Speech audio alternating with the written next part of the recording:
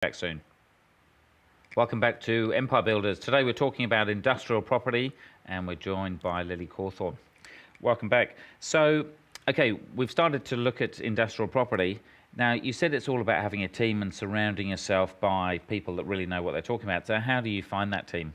Well, I was lucky enough to, because my husband was a real estate agent, he was already having these relationships with the solicitors that will do the tenants lease and things like that. But so gradually over time, because we purchased that business first, so I met all those people. So obviously I went to those people that I knew and met in the very beginning with the very first factory. And they have never let me down. So it's coming up for 20 years and I name them in the book. So I know that's only appropriate for here in Sydney, but you don't have to even see the factory. If you've got really good people, we buy residential real estate in the United States and we've never seen what we've purchased and we've never met our team. But there's been hours and hours of talking on Skype and some bad people that we've had run-ins with before we found great people. So it's always about great people. It's about relationships. And so if you're already married and you can't marry the real estate agent, you can still ask him. Yeah, you can. You can come and ask my husband. Or even if you're in a foreign country, then through that industrial real estate agent, he should be able to find you accountants and brokers and things like that. Absolutely, and that's exactly the scenario that happened for us in the States. The agent that we finally found that did the right thing to help us buy put us on to the property manager who was only mowing the lawns, who actually ended up also being our asset manager and collecting the rent. So how do you know when you've got the right team? Well, it's like, how do you know when you've got the right person to marry? A lot of it is gut feel. A lot of it is being on the same wavelength. It's having a 3-minute phone conversation and they've got what you mean rather than a 30-minute argument trying to make them understand what you want. I go very much by gut feel. I think for a real estate agent, the thing that's important for me, and this is in residential as well, so this is people that I don't know, I don't like someone who's so slick just to get the sale, but then they actually don't give a damn about how it all wraps up and how you are once you've moved in. I don't want just the big bunch of flowers. I want to know, do you need me to help you find a tenant? Do you need an asset manager? And that's how business should be. It should be relationships. But we've just gone through a period of time where, because you can Google everything, people have taken a step back. You know, the old, you can't get a real person on the end of a telephone, it's automated voice. People have stepped away from customer service, but the ones who've stayed in there and believe that that's the way to go, that's the sort of people I look for. And how do you know that you've got the right kind of strategy? So again, it's going to be new for a lot of people. Yes. So can you kind of benchmark yourself against other things? Well, I don't do it that way. I benchmark against my dreams and my goals, and I'm a big believer in goal setting. I am this year starting workshops where I actually can teach women exactly my system and handhold them all the way through meeting all my people until they've got their factory, should they require it. Because I have a friend who had a sudden and nasty divorce in her mid-50s. And after a lot of wrangling, she ended up with around about 500,000 money of her income for her. But that's going to last her forever. That's her super. She's only 55. She could go for another 40 years, you know. But I could not get her to understand the whole concept of investing your money. She put it in the bank at like 1.5%, and then the last I heard, her son had taken a quarter of it, interest-free. That lady is setting herself up to be one of the poverty-stricken women, when she's 70. That to me is really, really sad. So just ask yourself what you want when you retire. What age do you want to be and how much money a month do you want? And then just do the maths in that simple formula that I did. And then every 2 years, look at your income and see if you're heading, with the amount of years left, are you heading towards that goal? And so do you kind of check in once a year to make sure you're on track with these things? We do, yeah. We have a marriage board meeting.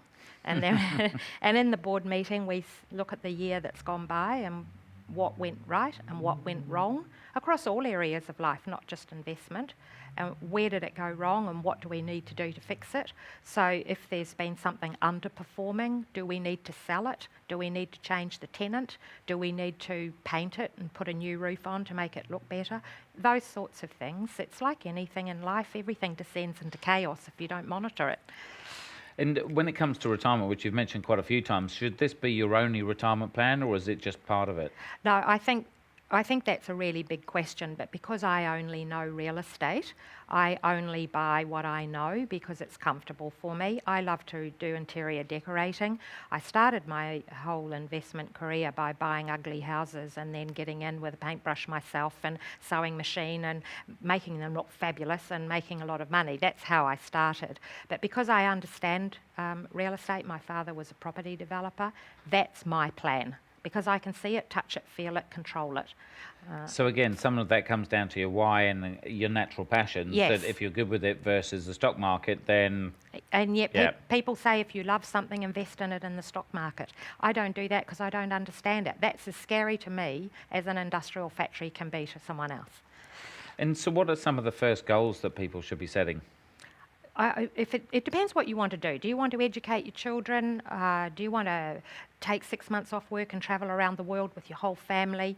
You have to work out what's it going to cost you. So for me, it was, what's it going to cost me to retire? That was my one thing I wanted. If you want to travel around the world and you're going to need 100,000 to do it, and that's your goal, then you start with your goal. And then you go, okay, so to get 100,000 passive income, how much, what sort of investment do I need to make?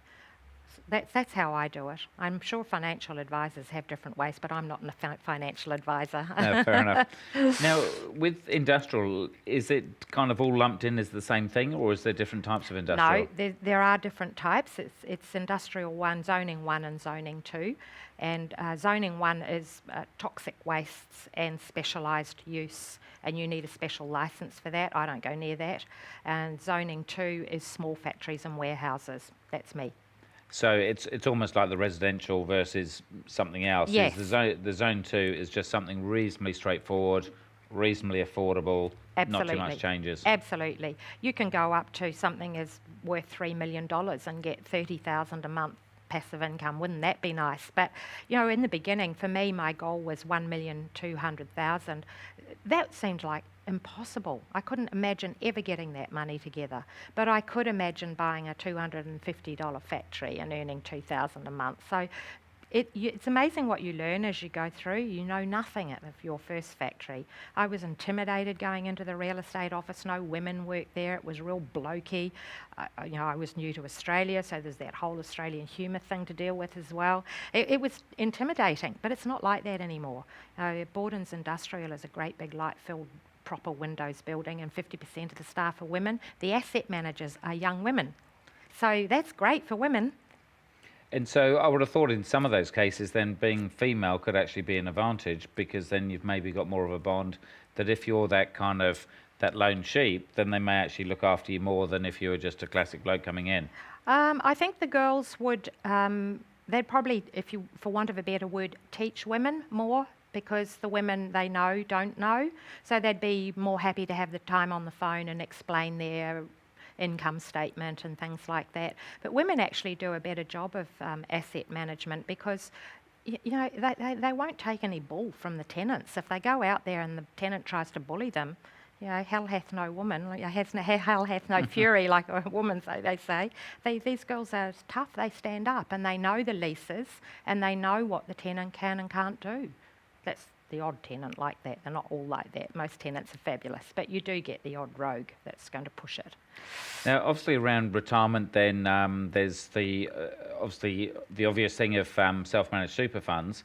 Where does that kind of fit into things with your plan? Well, it takes a little bit of time to get to the stage where you can afford a self-managed super fund, because you have to have a reasonable amount of money in the fund just to administrate it. There's costs that the government make you pay every year to monitor it and audit it, and it has to be done by people that charge money. So if you only got $5,000 in your super fund, don't get a self-managed fund. But once you're up around the 100,000 plus, which happens quite quickly when you're investing, the law has changed now whereby you can actually partner up with your super fund to buy a factory. So instead of partnering up with a bank and paying a mortgage off, you take your money from your super fund and marry it with the money you've saved, and then the percentage the super fund owns, the percentage of that income has to go back into the super fund. So now your super fund starts getting bigger quicker too. So again, the key is to get the right kind of advice before you even start. Absolutely, and that's what we did. We started off buying a factory with a bank loan, paid that off, and then as we got more money invested, our financial advisor says now it's time to sell half of that factory, Lily, that you own all on your own, to your super fund. So half of it got sold to the super fund, and therefore only some of that portion is my money now that I'm saving, and the rest of it goes in the super fund.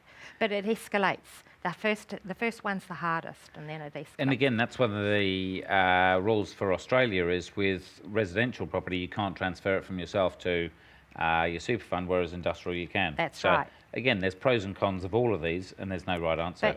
But even for industrial, you can't rent it to a family member and you can't buy off a family member. It's all got to be arm's length and it's all got to be audited.